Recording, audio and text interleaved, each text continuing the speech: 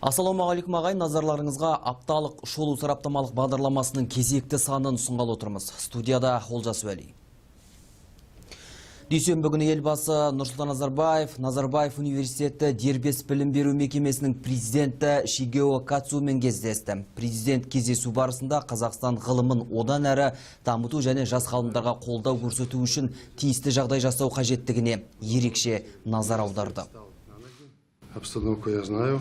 С 2010 года вы здесь уже, и мы многого достигли. Университет стал на ноги, стал известным. Вы мне тот раз говорили, несколько направлений, говорили, что нужно для этого. Я хочу эти направления, которые университет занимается, получили нормальное развитие. Надо подумать о том, что как нам поддержать молодые таланты. Один из больших корпусов Экспо мы делаем стартап, позволить молодым талантам выдавать свои открытия. Шигео Катсу мемлекет басшысына Назарбаев университетін және еліміздің жалпы ғылыми әлеуетін дамыту перспективаларын талқылауға мүмкіндік берген үшін алғысын айтты. Сондай апта барысында Нұрсұлтан Назарбаев қорғаныс министрі Сәкен Жасұзақовты қабылдады. Мемлекет басшысына еліміздің қарулы күштерінің қазіргі жағдайы, сондай-ақ министрліктің жұмыс жоспарларының іске асырылу нәтижелері жөнінде мәлімделді. Қорғаныс министрі жоғарғы бас қолбасшыға Қаратау 2017 жедел стратегиялық оқу жаттығуының қорытындылары туралы баяндап, оны өткізу барысында өңірлік қолбасшылықтың әскери барлау басқару жүйесінің қолданылғандығы жөнінде есеп берді. Кездесу қорытындысы бойынша Нұрсұлтан Назарбаев бірқатар нақты тапсырмалар жүктеді. Түркияда жан түршігерлік жол апатына ұшыраған қазақстандықтар елге оралды. Ауыр жарақат алған 4 отандасымызды бақ өкілдері бүгін Алматылық әуежайда қарсы алды. Көрші елде оқыс оқиғаға тап болған 7 қазақстандықтың 3-еуі болса, осыдан 3 күн бұрын елге өз күшімен оралған. Естеріңізге сала кетейік, 21 қыркүйек күні Түркияға демалуға кеткен қазақстандық жастар кемерден Анталияға кетіп бара жатқан жолда апатқа ұшыраған болатын. Оқиға салдарынан 4 түркиялық азамат көз жұмған. Қуанышымызға орай қазақстандықтар дін аман. Десе де әртүрлі деңгейдегі ауыр жарақаттар алған. Түркиядағы жол апатта жарақат алған қазақстандықтар Алматылық әуежайға сенбі күні таңғы 5-те келді. Елге жеткенше олар туысқандары мен дәрігерлерінің қарауында болған. Ұшақтан түскен мезетте қазақстандық туристерді дереу жедел жәрдем көліктері алып кетті. Себебі жарақат алғандар өздігінен жүріп тұра алмайды екен. Өзімнің ішкі жағдайымды, басыма түскен күйді сөзбен айтып жеткізе алмайым. Бұл қорқынышты нәрсе. Мен анамын, сондықтан мұны естіген мезетте жүрегім қарсы айырылды. Дін аман жіберген балаларымыз осындай күйге тап болып отыр. Әрине, олардың еш кінәсі жоқ. Бұл жағдай бәрінің басынан өтуі мүмкін, десе де ешқашан ешкімнің басына бермесін мұндайды. Ал медициналық сақтандыру жағдайы біздің ойымызға тіпті келмепті де. Тіпті келген жағдайдың өзінде бұл жағдай бәрібір болар еді. Ауыр жарақат алған 4 қазақстандық Алматылық көп профильді клиникалық ауруханаға жеткізілді. Дәрігерлер оларды шұғыл түрде қарап шықты және мамандардың айтуынша қазір емделушілердің жағдайы бір қалыпты. Дегенмен ауруханада олардың әлі қанша уақыт болатыны туралы әзірге кесіп айту мүмкін емес дейді дәрігерлер. Жалпы жағдайлардың бір қалыпқа байланысты қазір отделениеге жатқызылып жатыр. Әлі де тексерілуде керекті көмектің бәрі көрсетіліп жатыр. Ішінде бір науқас сол түрік мемлекетінде операция болған, сан сүйегі сынған, посоперационный периоды таза, неге десеңіз өзі жүріп тұр, костыльмен қалғандарын әлі тексереміз, ары қарай сол тексерудің нәтижесіне байланысты емін қолданамыз. Түркияда жол апатына ұшыраған 7 қазақстандық достың 3-еуі елге осыдан 3 күн бұрын оралған. Айта кетейік, шетелде апатқа ұшыраған отандастарымыздың елге оралуы алғашында біршама қиын болған. Олардың Қазақстанға жету мәселесі жуырда мәжіліс қабырғасында талқыланған еді. Бүгін түнде біздің фракцияға қазақстандық азаматтар өтініш білдірді. Олар Түркияда жан түршігерлік жағдайға тап болған қазақстандық жастардың елге оралуына көмектесулерін сұрайды. Отандастарымыз 21 қыркүйек күні Кемер қаласында жол апатына ұшыраған. Оқиға салдарынан 4 түркиялық азамат көз жұмған, ал қазақстандықтар ауыр жарақаттармен ауруханаларға жеткізілген. Енді олардың елге оралуы біраз материалдық қиындықтар тудырып отыр, себебі олар өздігінен жүріп тұруға қауқарсыз. Депутаттардың айтуынша жарақат алған қазақстандық туристер елге оралу мақсатында әркімнен көмек сұрап әбден сергелденге салынған. Десе де Қазақстанда өткен жылдан бері шекара асқан отандастардың қауіпсіздігіне жауап беретін туристік қамқор қоры жұмыс істейді. Мәжіліс отырысына қатысушылар аталмыш жағдайға жауапкершілікті қор өз мойнына алу керек дейді. Өз кезегінде туристік қамқор өкілдері аталмыш жағдайға өз көзқарасы барын алға тартты. Туристік қамқор, как администратор системы. Бұл отандастарымыз туристік жолдамаларын туристік компаниялардан алмаған. Олардың туркодыда сақтандыру полюстерде жоқ. Жағдайды қиын етіп тұрған осылар. Турагенттіктер арқылы шығатын қазақстандықтардың шығыны ғана қор есебінен өтеледі. Десе де туристік қамқор ұйымы басқа да мемлекеттік органдармен бірлесе отырып, Түркияда зардап шеккен қазақстандықтарда шұғыл қайтару жолын қарастырып жатқанын айтқым келеді. Десе де отандастарымыздың медициналық сақтандыруының болмауына қарамастан Түркиядағы қажетті оталар оларға тегін жасалған. Медициналық қызметке кеткен барлық шығын қазақстандық туристер отырған көлік жүргізушісінің сақтандыруы есебінен төленген. Сонымен бірге Түркияда қалған 4 достың үшеуіне алған жарақаттарына байланысты кәдуілгі рейспен елге оралу тыйым салынған екен. Сол себепті Қазақстандық денсаулық сақтау министрлігі оларға арнайы медициналық борт ұйымдастырған. Министрлік өкілдерінің ойынша 4-ші жас өкілі елге өз күшімен қайтуға қауқарлы болған. Десе де жолдары тағы да 2 бөлінетіндігін білген достар арнайы борттан бас тартқан екен. Это нестандартная ситуация. Бұл бірегей жағдай екенін атап өту қажет. Отандастарымыз арнайы ұйымдастырылған санавиациядан бас тартып отыр. Десе де еліміздің Анталиядағы консулы қазақстандықтардың елге аман есен оралуына бар күшін салып отыр. Нәтижесінде жарақат алған 4 отандастарымыз бен олардың туысқандары Стамбул арқылы Алматыға Turkish Airlines рейсімен жететін болды. Әнуар Жайнақовтың айтуынша арнайы бортпен ұшудан бас тарту әр азаматтың заңды әрі жеке құқығы. Десе де отандастарымыз қай елде қандай жағдайда болмасын мемлекет тарапынан жәрдем келетін және көмек көрсетуде Қазақстан еш аянып қалмайтындығын жеткізді Сыртқы істер министрлігінің ресми өкілі. Назгүл Назар, Артем Акчурин, арнайы апталық шолу үшін. Ертең 1 қазан қарттар күні. Бұл мерекенің астарында үлкен мән бар. Қарты бар елдің қазынасы бар демекші, ақжаулықта әжелеріміз бен батөгей қарияларымызды құрметтеу ұрпақ міндеті. Алайда өзіне өмір сыйлаған, тілеуін тілеп отырған ол қыздары ата-аналарын қартайған шағында қарттар үйіне өткізіп жіберіп жатыр. Бұл ащыда болса бүгінгі күннің шындығы. Елімізде 50 қарттар және мүгедектерге арналған интернат үйлері бар. Онда 8.000-нан астам адам тұрып жатыр. Оның 6.000-ға жуығы егде жастағы азаматтар, қалғаны мүгедектер. Осындай қарттар үйінің біріне менің әріптесімде барып, сонда тұрып жатқан жандардың қал жағдайын біліп қайтқан болатын. Бірге тамашалайық.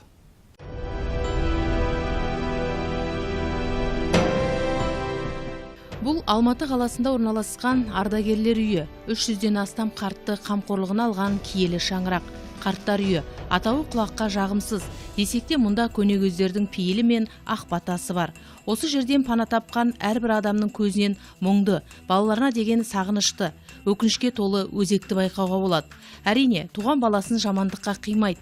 Өздеріне жасаған қиянатты білдірмеуге тырысады. Бар кінәні өздерінен іздеп әлек. Ұяңмын өте. Жалғыз жүргенді жақсы көрем. Елге қосылғанды жек көрем. Жалғыз жүрем. Атадан жалғызына әке шешем барлығы жалғыз болған екен, мүмкін содан шығар. Менің бір жалғыз ұлым бар. Ол неде тұрады? Семейде тұрады.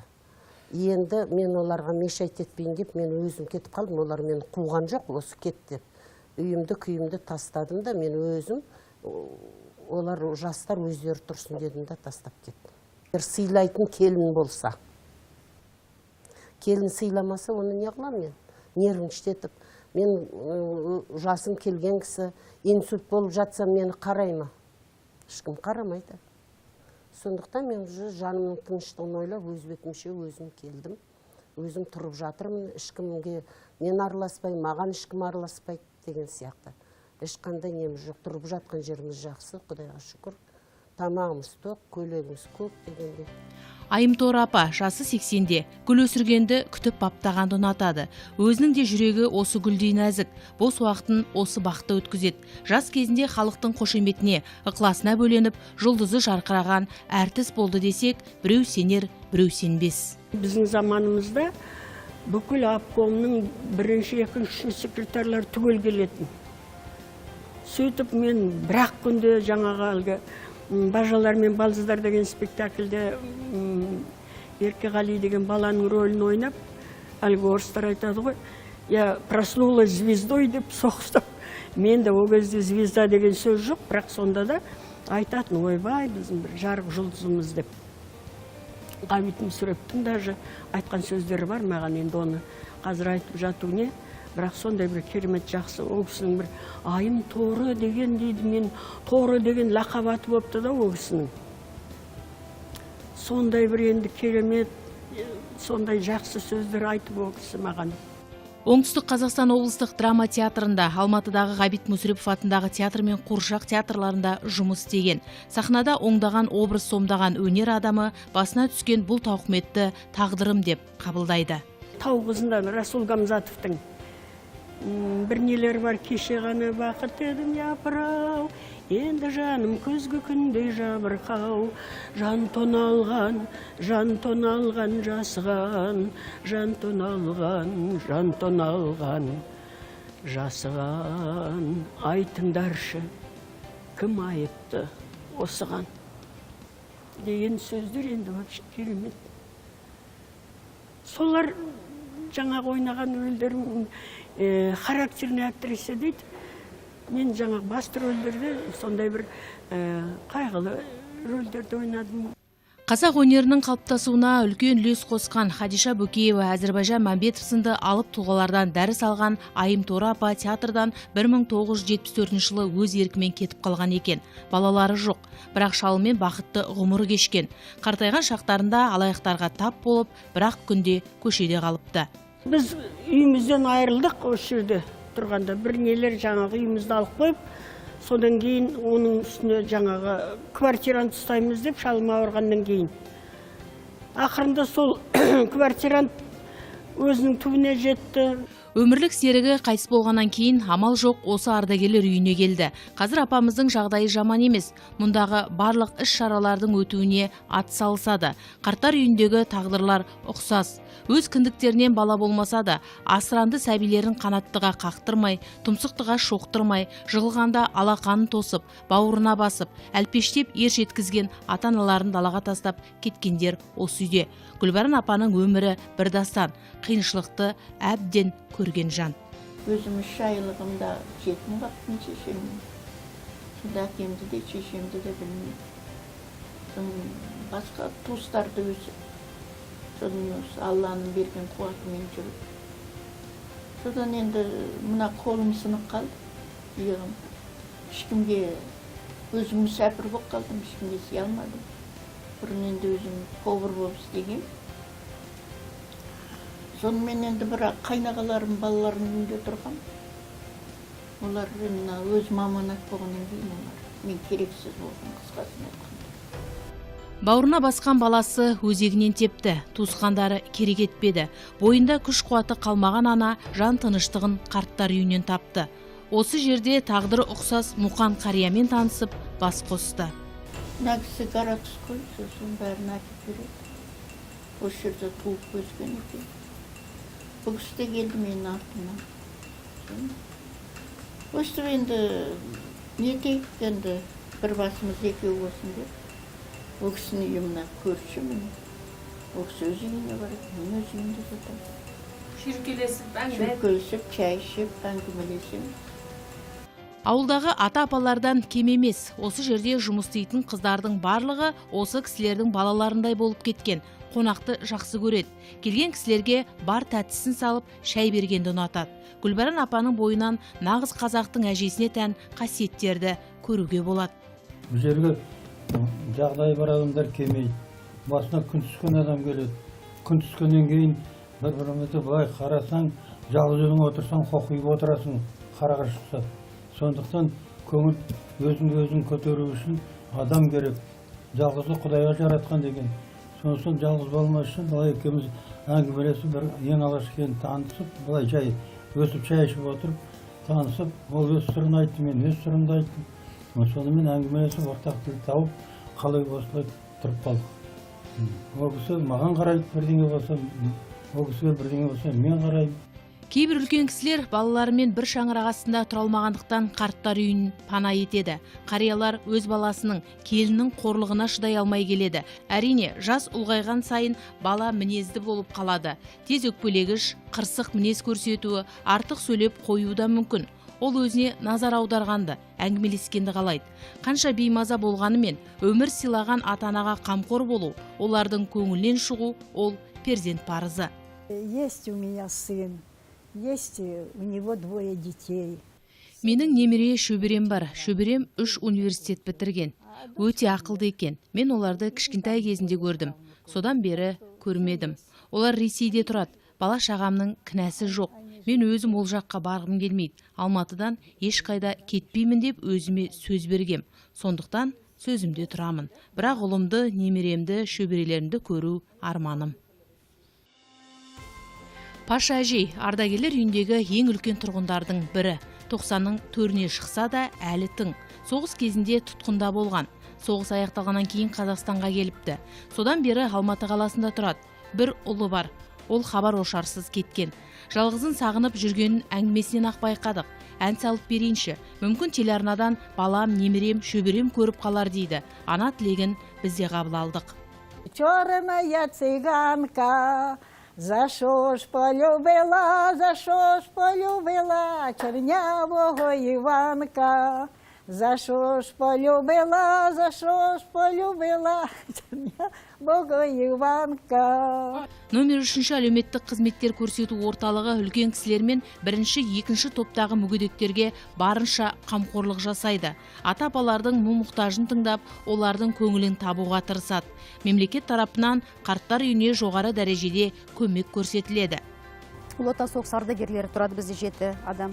70-тен жуық 1-2 топтағы мүгедектер. Себебі біздің орталығымызға 1-2 топтағы мүгедектер және өмірде әртүрлі қиындықтарға түскен жалғыз әлекті адамдарға арналған. Сол себептен бүгінгі күндегі адамдар саны осындай. Өмір сүру деңгейінде жоғалтқан функцияларын орын толтыру үшін және өздерін оңалту үшін мемлекетіміздің бюджет есебінен оларға арнаулы әлеуметтік қызмет 8 қызмет көрсетіледі.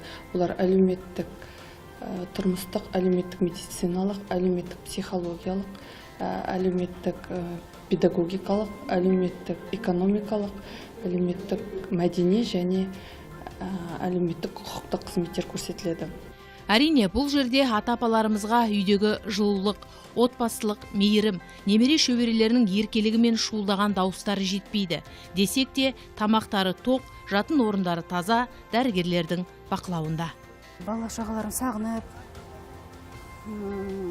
бір сыйлықтар беріп жатсақ, енді жаңағы спонсорлық көмек сияқты, немесе бір өздері алған сыйлықтарын тығып, бала шағаларына, немерелеріне сақтап қойып жататындай да кісілер болады. Енді зейнетақысына жинаған, тіпті осындағы жеп отырған жеміс-жидектер берілсе асханадан, оларды да жинақтап, бұл кісілердің немере шөберелеріне, немересіне, балаларына деп сақтап қойса, енді ондайды да алып кететін кісілер болады. Ақ жаулықты әжелер мен ақсақалды қариялардың орны қашанда төр. Бойы қазынаға толы тірі шежірелеріміздің көздері баладай жәутеңдеп қайта-қайта есік жаққа қараса да, оларды ешкім іздеп келмейді. Келсе де алып кетпейді. Жолдасым қайтыс болды, сәбиім 14 жасында қайтыс болды. Сонымен жалғыз басымды қалдым. Туыс-туғандарым бар негізінде, бірақ өзім көп отбасынан шыққанмын. 11 адам болдық әжемізбен, 8 бала ата-анамыз. Сол 7 баланың әпкесімін, көпшілікті өте сондай жақсы көрем. Өзім әжем бауырында өстім, қарттарды сондай жақсы көрем. Сол қазіргі жүргенде жағдайымда енді сол қарттарға аз да болса көмегім тиеме деп сондай жағдаймен келдім. Сол осы қалың қауымда мейірімдік өзім сезініп, өзім қолымнан келгенше мейірімді төгіп, солай жүріп жатырмын. Әлемдегі ең бай адам ол ата-анасы бар адам екен. Алладан кейінгі екінші қамқоршы ол әке-шеше. Өмір бойы ұрпағының тілеуін тілеп отыратын жандарды құрметтеу сіз бен біздің перзенттік парызымыз екенін ұмытпайық. Алма Мұқанова, Мәди Шыңғыс, Бағдат Әлішев, СТВ. Көздеріңіз көргендей қарттарымыз жүзін жылы ұстағанымен көздерінде мұң бар. жұмақтың кілті ананың табанының астында деп бекер айтылмаған. Ендеше қолдан келгенше қазыналы қарттарды құрметтей білейік. Керісінше біз оларды өзекке теппей үлгі алуымыз керекті. Келесі кейіпкеріміз нағыз өнеге алатын тұлға. Үш бірдей соғысқа қатысып, елін, жерін жаудан қорғаған азамат. Алматы облысында туылған Ұлы Отан соғысының ардагері Бап Қария жайында сөз қозғағымыз келіп отыр. Өзі өмірден өтсе де өскелең ұрпаққа өсиеті мол нағыз ержүрек абыздың бірі. 1941 жыл екінші дүние жүзілік соғыс басталған сәт, тұтқиылдан жаудың басынған шағын, сағат сайын неміс әскері соққыларын өте түсті. Жағадан алған жаудың бетін қайтару үшін кеңес үкіметі әскерін сайлап, ел мен жерді қорғауға кірісті. Майдан шебіне одаққа мүше мемлекеттерден сарбаздар лек-легімен ағылды. Солардың қатарында ойып тұрып орын алатын қазақтың қайтпас батырлары болды. Соның бірі Алматы облысы Балқаш ауданынан аттанған Өмірзақ Бап Қария десек артық айтқандығымыз емес. Ұлы Отан соғысына ерте аттанған бозбаланың соғыста көрсеткен ерлігі ұшан теңіз. От пен оқтың ортасында жүрсе де көздегені бір мақсат еді.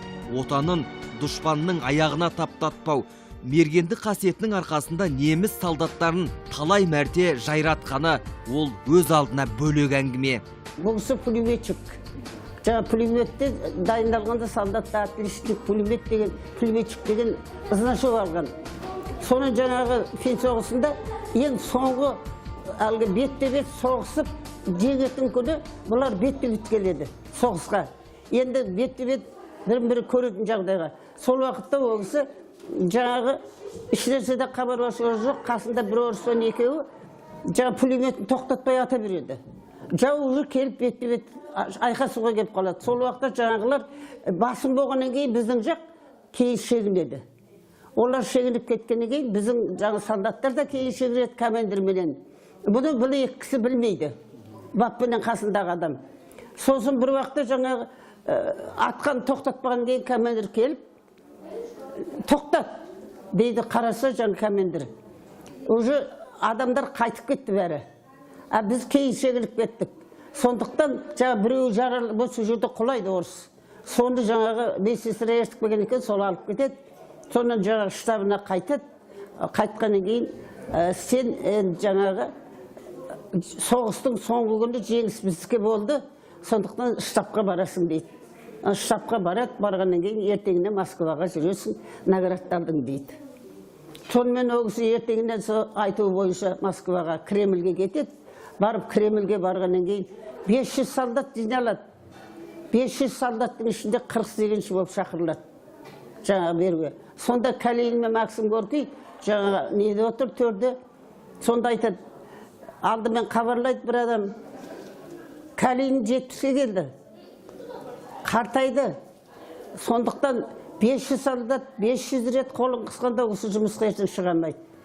Оң қолымен амандасыңдар сыйпап, сол қолымен наградты ұсынады. Осындай деп жаңа хабарлайды. Сол тәртіп бойынша жаңа солдаттар біртін барғанда болса 48-ші болып шақырылады. Алладан ажал келмесе дәм тұзың таусылмайды. Жапон, Фин, Ұлы Отан соғысының үшеуіне де қатысып, еліне аман оралған Бап Қарияның өмірі өнегемен өріледі. Соғыста жүріп шыңдалып, темірдей тәртіпке төзе білген ақсақал соғыстан кейін де тік мінезінен жаңылмады. Сүйікті жары орын Байжомартованы жолықтырып шаңырақ көтерді. 10 перзент сүйді. 1945 жылы ноябрьдің 20 күні армиядан келді. Біз 1946 жылы, ол кісі 45-те келді, біз 46 жылы тұрмысқа шықтық. Сол тұрмысқа шыққаннан бастап 47 жылы жаңа бірінші баламыз туды. Алматы облысы Балқаш ауданы Қарой ауылының тумасы Бап Қария нағыз жауынгер азамат. Тіпті туған өлкесінде бап жүрген жерде жау жүрмейді деген тәмсіл қалыптасты. Қарой совхозында ферма меңгерушісі, колхоз председателі қызметтерін атқарды. Ленин еңбек қызыл ту, жауынгерлік қызыл ту ордендерімен, ерен еңбек үшін медальдармен марапатталды. Балқаш ауданының құрметті азаматы атағын алған. Бұл Бап Қарияға жайдан жай берілген атақ абырой емес, таза еңбектегі ерлігіне берілген баға болатын. 11 колхоздың бастығы болған екен. Ең соңғысы сот болған екен. Сонда да сол тәртіпке көнбегеннен кейін жаңа бапты жіберген. Бап 50 жылы барды, 3 жыл тұрдық. Бір адамды соттатқан жоқ, бір адамды райком райсоветке жиналысқа келген жоқ, бәрін тәртіпке салды. Немен салды дейтін сұрақ болатын шығар. Ол кісі жаңа военный тәртіп бойынша барлық ұрлықтың түрін жаңа ұстап алып, өзі сол түнде ұстаса түнде, күндіз ұстаса күндіз жаңағы өзінше несін берді. Мысалы үшін жаңағы ол уақытта колхозда машина трактор аз, бір машина бір трактор бар екен. Күнде жаңа жұмысқа барған машина кешке жақын енді ел жатқаннан кейін барып шөп әкеледі үйіне түсіруге. Сол уақытта ол кісі жаңағы ұйықтамай ылғи тыңтыңлап атады. Машинаның дауысын естіп, бәлен жерде, бәлен километрде келетір деп тыңлап атады да, барып жаңағы үйінің қасында тұрады жасырынып. Машинаны әкеп тоқтатып, енді қорасына түсірейін дегенде, ассалаумағалейкум. Бағана жұмыс істедің ғой, қарағым қайдан қайттың дейді. Ойбай, мен шөп тиеп, осы малыма алып келіп едім. Енді малыңа түсірме ол. Елдің де малы бар. Қазір апарып орнына қой дейді. Сосын отправка жасай, жаңағы машина кетеді, қайтып, жаңағы шөбіменен апарып түсіріп қайтып келеді. Сосын айтады, екінші мұны қайталама. Сосын енді трактормен біреу жаңағы отын түсіреді, келіп. Онда жаңағыдай ұстап алады да, ал енді бұл отынды қайда апарасың? Үйге әкеліп ем. Жоқ, сен сияқты үйінде отын жоқтар көп. Мұны мектепке апарып түсір. Не болмаса, жаңағы әлгі ішіндегі нашар тұратын 5-6 баласы бар, жаңа соғыстан кейінгі жағдайлар нашар адамдарға айтады, соған апарып түсір. Апарып түсіреді, машина үйіне қайтқанша, трактор қайтқанша байқап тұрады, түсіргеннен кейін жазасы сол, ұстап алғаны. Бірақ оны жаңа соттатып, анау пынау деген әңгіме жиналысқа салып, оны абыройын төкпейді. Өмірінің соңына дейін қасында болған сүйікті жары Орын Байжомартов апамыздан алар үлгі өнеге көп. Құдай қосқан қосағының қас қабағына қарап, бала шағасын жеткізіп, ұлын ұяға, қызын қияға қондырды. Мен де сол жаңағы балалармен бірге тәрбиелендім. Балаларға жасаған тәрбиемен мен де бірге тәрбиелендім. Жарым ондай болғысы, мен қалай өтірік айтып, оның арасын зуылдап сөзімді өткізем. Ондайда мен аулақ болдым. Өзім жарасысында да болған болу керек. Мен еш уақытта ол кісіден ауытқан жоқпын. Әлі де енді дүниеге қайтуға аз уақыт қалса да ауытқымай қайтын деп отырмын. Қазақта әке көрген оқ жонар, шеше көрген томпішер деген тамаша сөз бар. Дәл осы қасиетті ұғымның шынайы көрінісін бап қарияның әулетіне қарап тануға болады. Сол әкесінің өтірік айтпайтыны, ұрлық істемейтіні, мақтанбайтыны, сондай өзін жаңағы адамдыққа тәрбиелеп, бала шағасына сондай берік қасиетті қадірлі адам болды. Ешқайсысын ұрып, сабап, сондай деп ешнәрсе айтып тәрбиелаған жоқ. Өздері әкесінің нені көрсе, соны істеп балаларды жақсы аман есен жүріп жатыр. Школда оқып жүргенде бізде жұмыс қалып барады. Әкем бастық ол кезде. Сонда біз бастықтың баласы екенбіз деп ойламайды екенбіз. Алып барып, жаңағы шөп шапқызғанда, шөптің алдында, жұмыстың алдында бір жүреміз. Волокушкада тартқызды. Мая-мая шөпті де егізді. Сонда мен папам айтам, папа, шаршап кеттік, неге бізді нете бересіз? Деп сөйткенде айтты. Сендер істемесеңдер, қалғандар істемейді. Сендер алдыңғы шепте жүрулерің керек. Көрсетулерің керек. Ана бастықтың балалары жұмыс істемеді. Біз неге істейміз деп айтады. Сондықтан дұрыстап істе жұмысты деп. Өліп тіріліп, беліміз үзілгенше істейтін біз, мұрттай ішіп. Сол әкенің тәрбиесі, әкенің несі, Құдайға шүкір жаман болғамыз жоқ. Тауба. Бірақ әкемнің жөні де жолы да бөлек. Әкем тірі болғанда арқала десе арқалап, жетекте десе жетектеп жүретін едік. Қыз балаларды үйде енді ер балаларменен араластырып, бұнысына сен қызсың, сен еркек бала деп тәрбиелеген жоқ. Бәрімізді де жаңағы еркек балаларды жігерлі қылып, жаңағыдай еңбекқор қылып, сондай тәрбиеледі. Жалғыз мен енді жалғыз ол бізді ғана тәрбиеледі, семьяда деп айта алмаймын. Сол кішкентай азын-аулақ ауылда бүткіл балаларды сол кісіге теңелеміз, сол кісіге қарап өсуші еді. Қазір көп азаматтар, сол менің әкемнің уақытында жұмыс істеген көп азаматтар сондай өздерінің жаңағы жақсы мінезімен, жақсы қылығыменен халыққа танымалы. 8 жыл соғысып, соғыстан кейін келіп, сол жаңағы шаруашылықта қызмет жасап, кішкентай шаруашылықты 10 жылда көтеріп, үлкен абырой атағымен, сол кезде Ленин орденін алған, еңбек қызыл ту орденін алған, сондай азамат еді.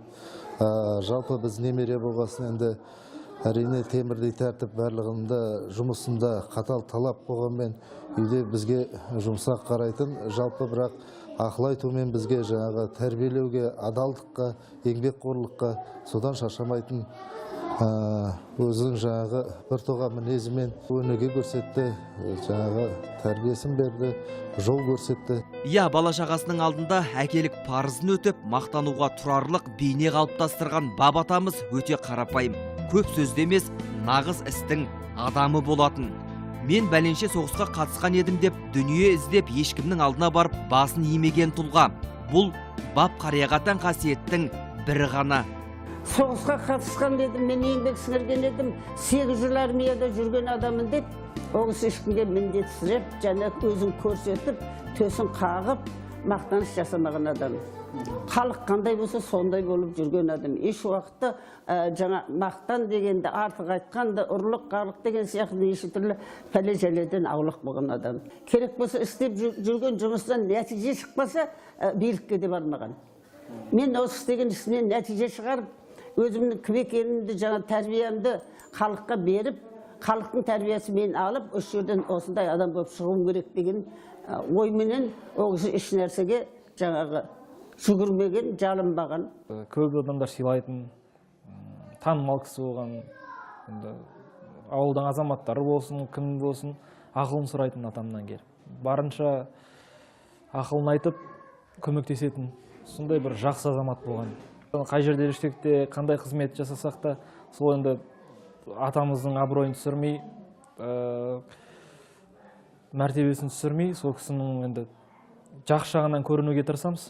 Себебі ол кісінің бізге берген тәлімі сондай болған.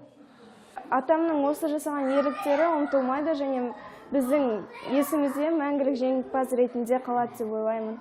Біз атамызбен мақтанытамыз, ол біздің әулетіміздің, жанұямыздың мақтанышы және де біздің ұрпаққа бізге деген берген үлгісі, үлгілі адам ретінде оны мақтаныта аламыз деп ойлаймын. Келінге қиянат жасамаймын, қыздарым үшін. Күйеу балаға қиянат жасамаймын, ұлдарым үшін. Себебі, келінге қиянат жасасам, менің қызым да біреудің келіні. Күйеу балаға қиянат жасасам, ол да менің балам. Сондықтан мен бұлардың арасына ешқандай жіп-жүгіртіп, өсиеттен басқа, насихаттан басқа мен артық сөз айтып, оларды тәрбиеламаймын. Және мен бұл дүниеге ғана жауапты емеспін, екінші дүниеге де жауапты екенімді есімнен шығармаймын. Елім дейтін ер болса, ерім дейтін ел болады. Жұртын жаудан қорғап, ұлтын еңбекке баулыған тұлға Өмірзақов бап қарияның құрметіне туған өлкесі Балқаш ауданының орталығы Бақанас ауылынан көшенің аты берілді. Игі жақсылармен атамыздың ұрпақтары жиналған шарада барлығы Ұлы Отан соғысының ардагерінің ерен ерлігін сөз етті. Азаматтың өскелең ұрпаққа өнеге болар тәлім тәрбиесінен сыр шертті. Сондықтан біздер дәл осындай тау тұлғаларға қарап бой түзеуіміз керек. Сонда барып, елін сүйген нағыз перзент қалыптасады.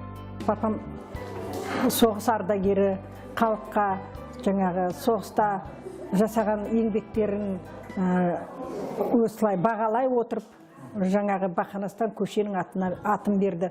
Ол көшенің атын бергенде жаңағы ауылдың азаматтары осы Қожабеков ағаларым сөз сөйлеп, сол кісілер жиналысқа келіп, осындай жаңағы осы кісіге Өмірзақов бапқа көше берілсін деп жаңағы жақсы өздерінің бір ниеттерін білдірді. Сол кісілерге мен үлкен алғыс айта кеткім келеді осы жолда. Бала шағамның әкесінің аты бап болған.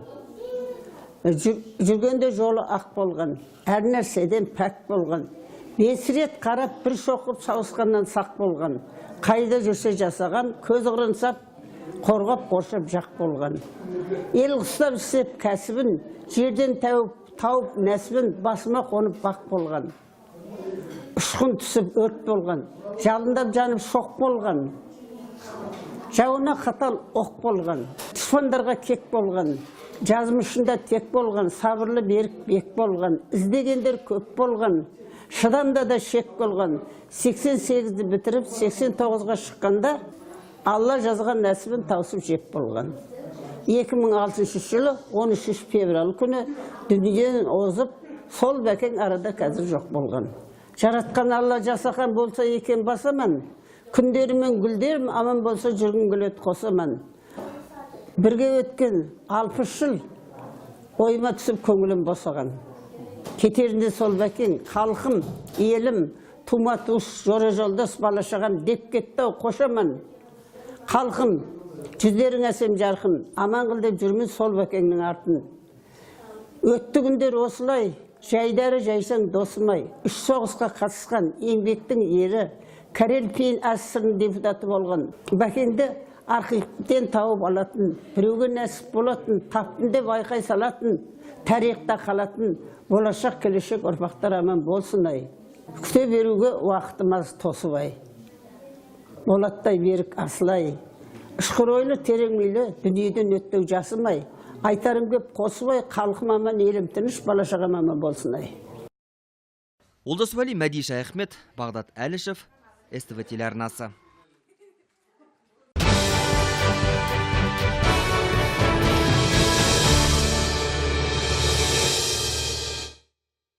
Келесі бейнематериалымыз жұлдызды хобби айдары. Әріптесі Махаббат Әбдіғаппароваға кезек берсек.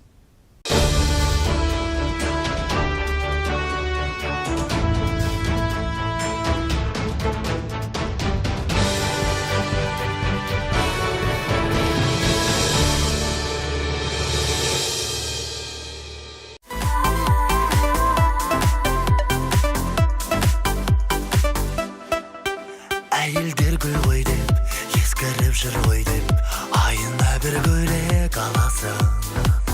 Болса да жоқ себеп, жасыңды төкпелеп, қайтетсе өкпелеп қаласың. Жанымыз нәзік қой, санаңа жазып қой, бәріне де өзің себепсің. Көп көңіл бөлуің, жанымда болуың, шын сүйсең көнуің керексің. Мен сені сүйемін, сүйемін. Адамның адамдық болмысын, ішкі табиғатын айшықтайтын құбылыс хобби деп аталады. Ол кәсібің мен мамандығыңа қарамастан жүрегіңнің іздеп тұратын қызығушылығы.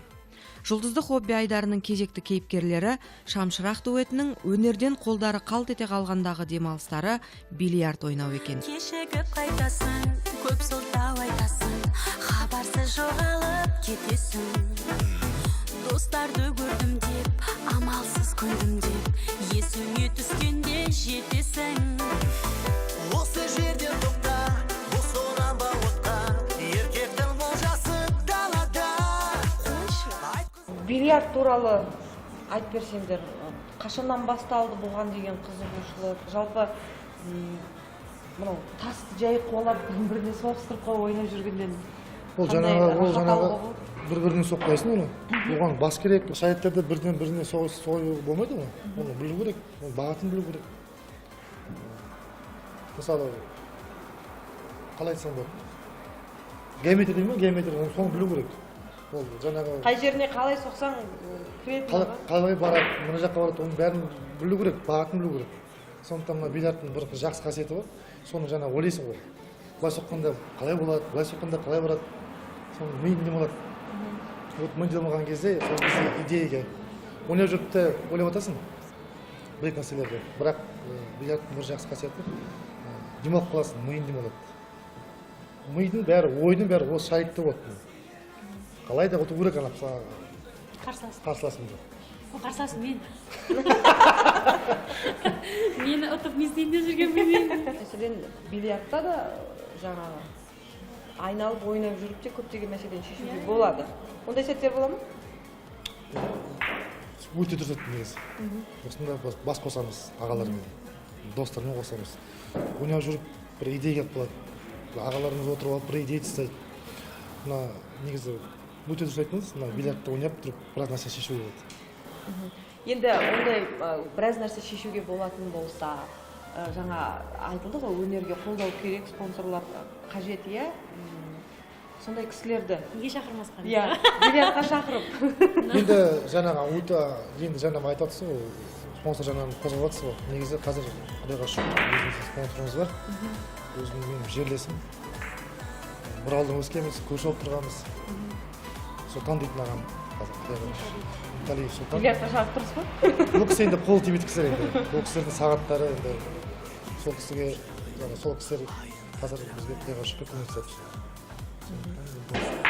бұл кісі енді бильярд ойнамайды бірақ бізді шақырып алады бізбен әңгіме соққан жақсы көреді өйткені бұл кісілер енді жаңағы тек қана андаймен жүреді ғой қағазбен бізбен сөйлесіп өнер біз жаңағы күлеміз ол некен болды айтады ол біледі сол жаңағы сондайға өте жақын бильярд емес шай ішеміз әңгіме соғамыз мен сені сүйемін сүйемін сүйемін тағдырдың сүйедің сүйедің сүйедің еркелеп қойсам да білемін білемін сен ғана тірегім тірегім сүйемін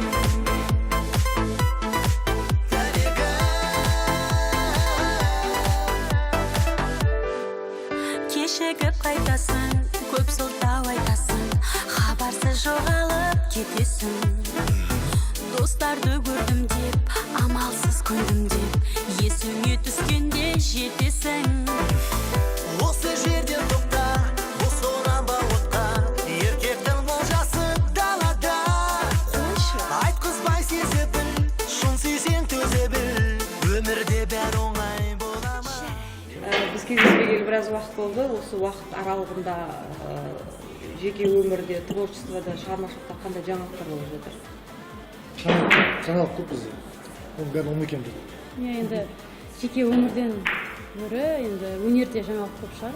Жаңа ән жаздыру, енді біз әлі шамшырақ дуэті біздің үстіндегі әлі өзімізді қалыптастырып жатқан болғандықтан жаңа ән жаздырып, бейнебаян түсіріп, концерттер қойып қалаларда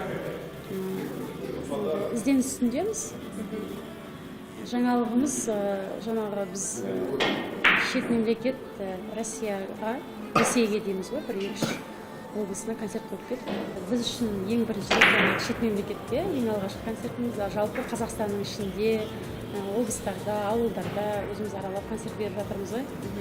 Бірақ та енді қазір тек жаңа ән жаздырып, сапалы, сөзіне қарап, әніне қарап, өзіміздің имиджіміз дейді ғой, соны қалыптастырып, сондай жаңалықтар. Өзіміздің бейнебаянымыз былтыр жылдың аяғында түскен болатын. Сол көп арналарда жаңағы айналмай жатып қалған еді. Соны қазір жерлерге айналдырып, телеканалдарға беріп, 5 жылдықтар қаншама еңбектендік, қаншама біз қиналдық, қаншама жылаған кездеріміз болды.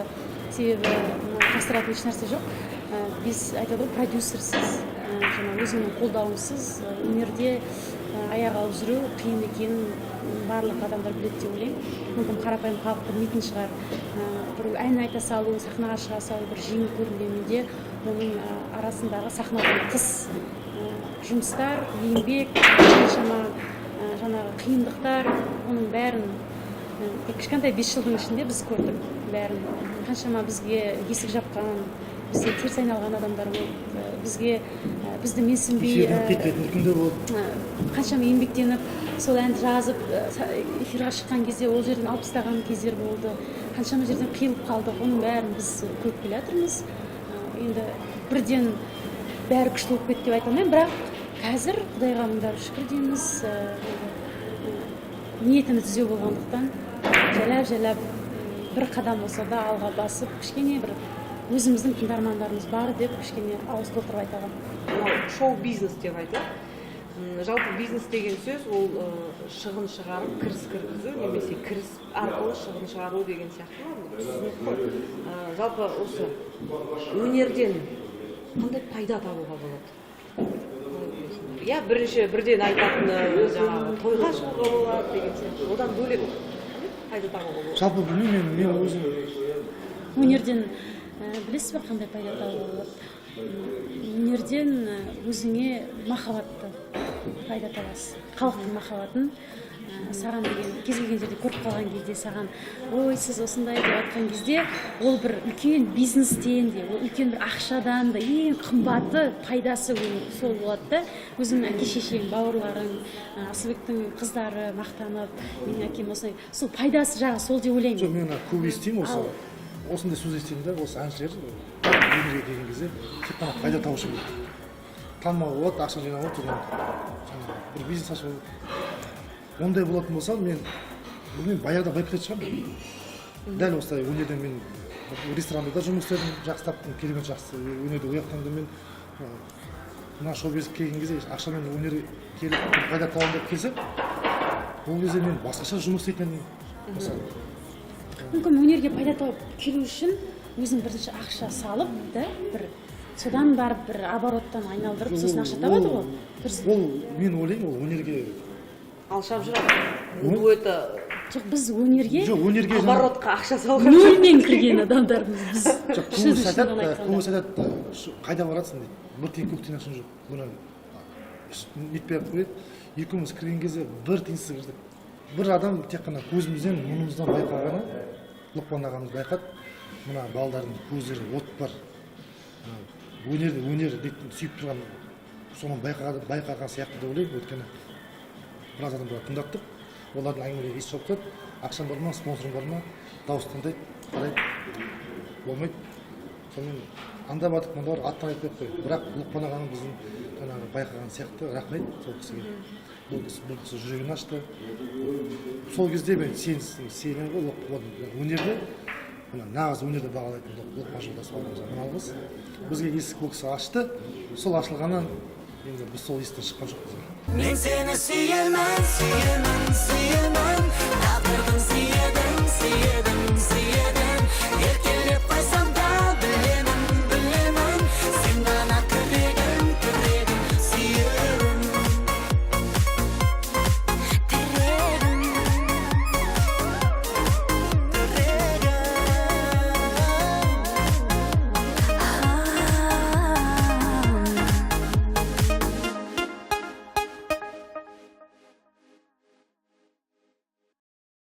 Қазақ күресі осыдан 10-20 жыл бұрын Азия ойындарына кіргелі жатыр десе ешкім сенбеген болар еді. Міне, Аллаға шүкір, еліміздің ұлттық күресі Азия ойындарының бағдарламасынан ойып тұрып орын алып, алаш жұртының сан жылдар бойғы арман еткен тілеуі орындалды.